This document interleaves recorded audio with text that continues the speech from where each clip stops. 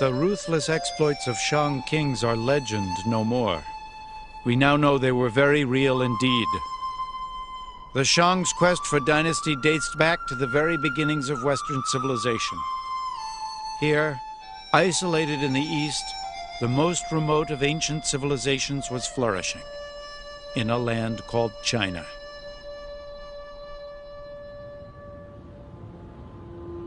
Most Westerners see Chinese culture beginning in the capital city of Beijing.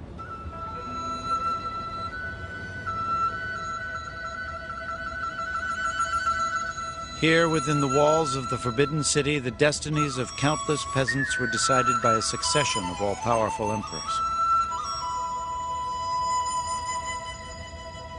But for Harvard University's Robert Murachek, China's emperors were heir to a much older tradition, a tradition born of power, human sacrifice, and the mysterious rites of the Shang. The early dynasties of the Bronze Age in China were mentioned in great detail in the ancient texts from the Zhou and Han dynasties, but they were mentioned in almost a legendary way. The Shang dynasty moved from the stuff of legend to the stuff of archaeological fact with the discovery of oracle bones and their excavation at the very important Shang capital near Anyang.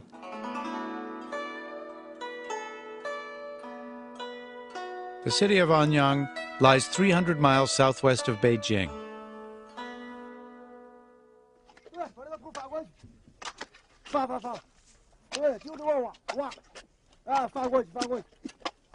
Here in 1928, Chinese archaeologists made an extraordinary find.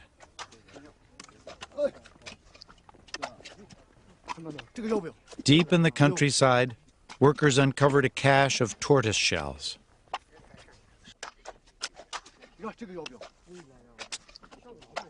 The shells were covered with mysterious inscriptions, strange prophecies written in ancient Chinese characters.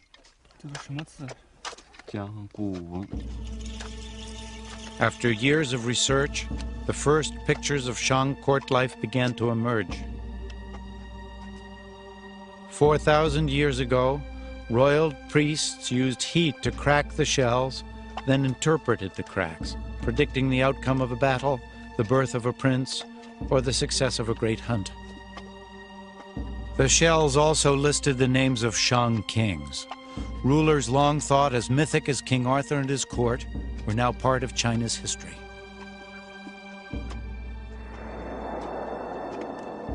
The discovery inspired the Chinese to widen their search.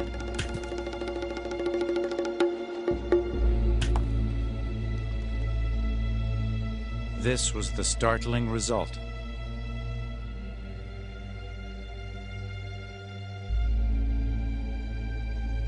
Archaeologists at Anyang discovered a series of royal Shang mausoleums.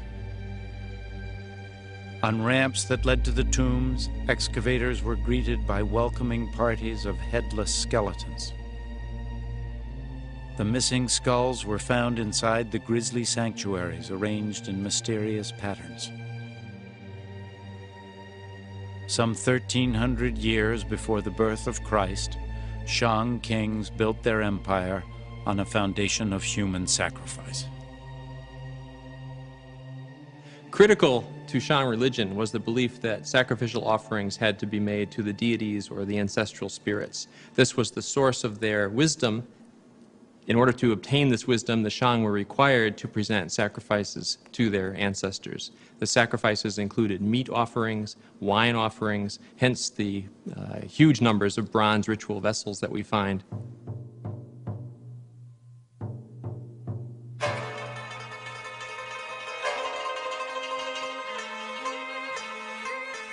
The Shang valued bronze more highly than gold.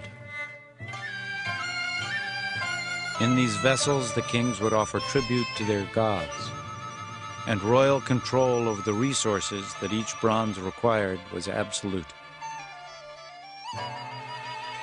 They were a symbol of the divine right of Chinese kings that would, in later years, be called the mandate of heaven.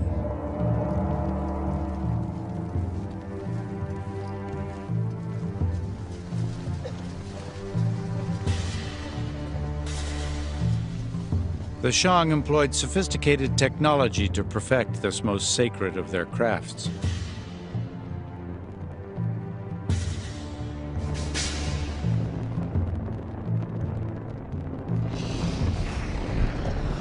While Mediterranean artisans were only beginning to experiment with metals, the Chinese had already elevated bronze casting to an art.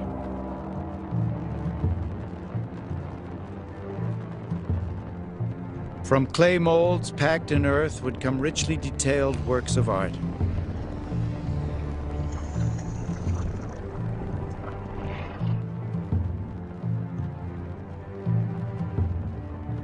Shang bronzes were covered with symbols of haunting terror, but these powerful rulers were also capable of intimacy.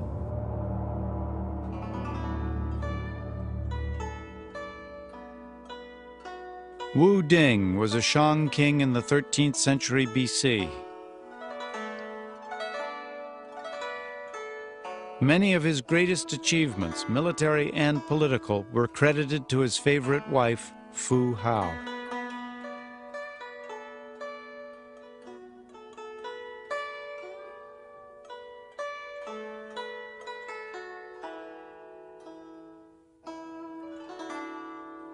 In peace, she provided over rituals dedicated to the spirits and royal ancestors.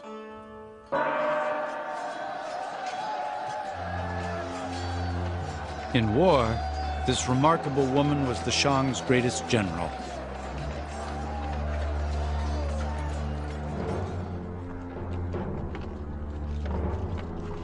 She led an army of 13,000 warriors into battle against 2 enemy clans, defeating both in great victories for the Shang.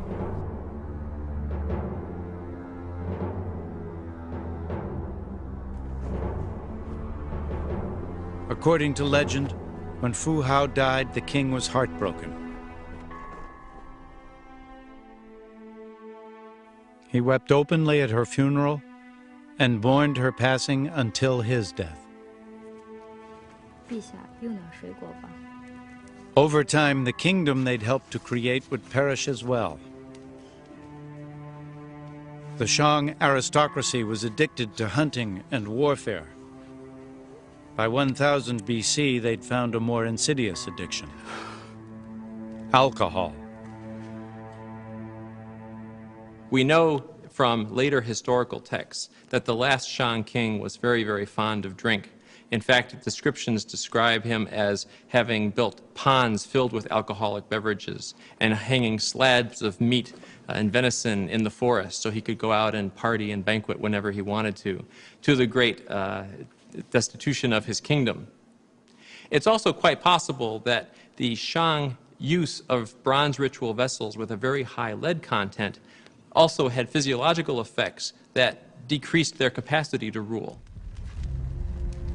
The inscriptions etched on the heat-cracked shells at Anyang had opened a new window onto Shang royal life. Their kings were ruthless.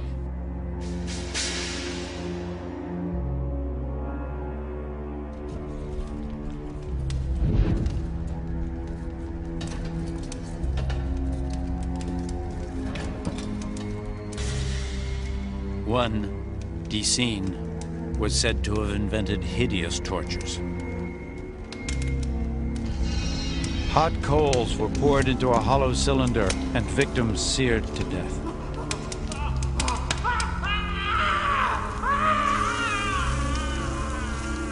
Whether such reports are fact or fiction may never be known.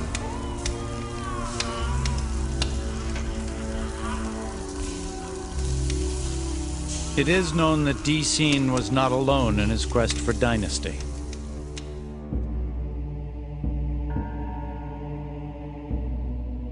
At a site called Sangxingdui, a competing culture was discovered, a people who vied with the Shang for the mandate of heaven.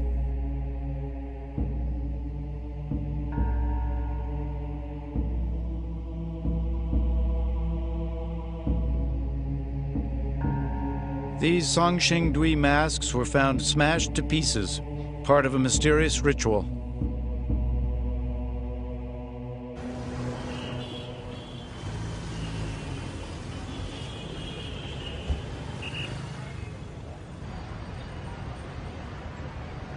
They were reassembled here in the city of Chengdu at the Institute of Archaeology.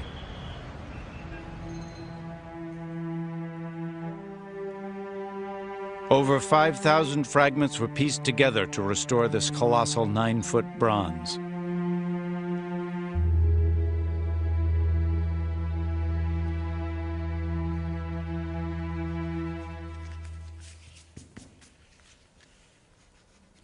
Conservationist Zhang Guangli was astonished that such lavishly decorated sculptures would be intentionally destroyed by their creators.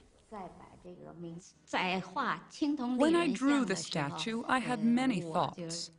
I was curious there had been such a great statue so many years ago. Also, I felt that it was very mysterious due to its masks and outfits. The more I drew it, the more I felt like I was reading a wordless history book.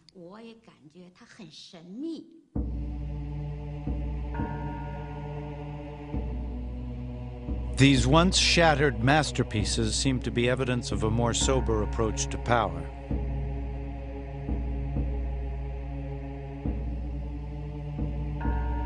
While the Shang severed human heads as a show of force and authority, the rulers of San Shengdui conserved their population by decapitating statues instead.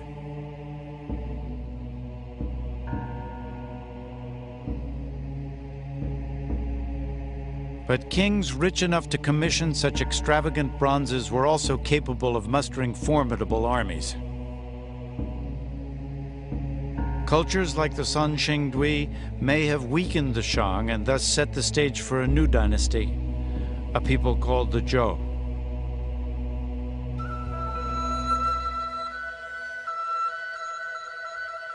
A 1,000 years before the birth of Christ, 300 years before the founding of Rome, Zhou culture flourished. They established their empire from a capital near the present-day city of Xi'an.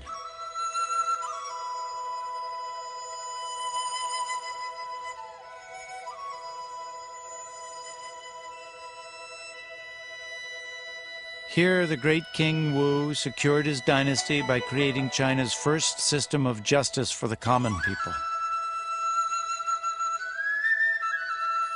This Zhou bronze details an ancient lawsuit and the punishment that followed.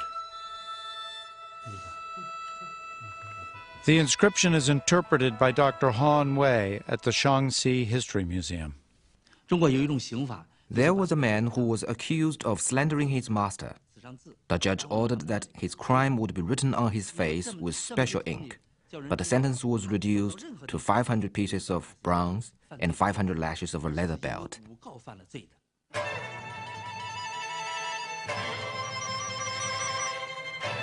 Zhou kings created a feudal system based on the teachings of Confucius. The king was considered a father figure who entrusted relatives with vast tracts of land.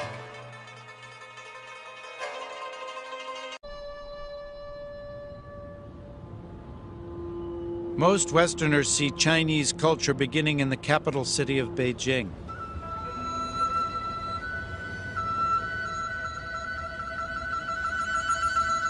Here, within the walls of the Forbidden City, the destinies of countless peasants were decided by a succession of all-powerful emperors.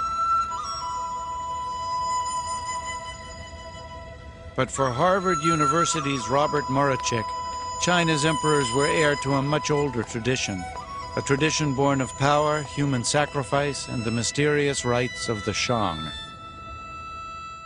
The early dynasties of the Bronze Age in China were mentioned in great detail in the ancient texts from the Zhou and Han dynasties, but they were mentioned in almost a legendary way.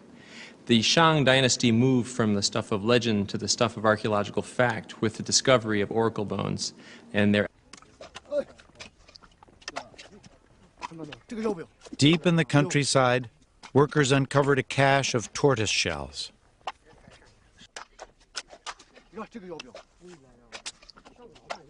The shells were covered with mysterious inscriptions, strange prophecies written in ancient Chinese characters.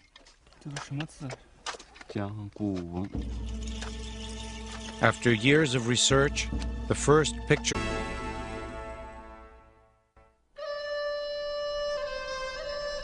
The ruthless exploits of Shang kings are legend no more.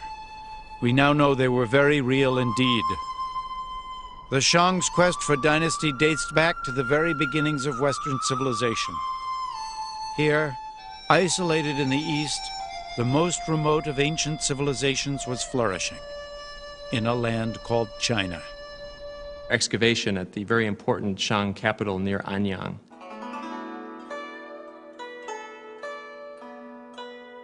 The city of Anyang lies 300 miles southwest of Beijing.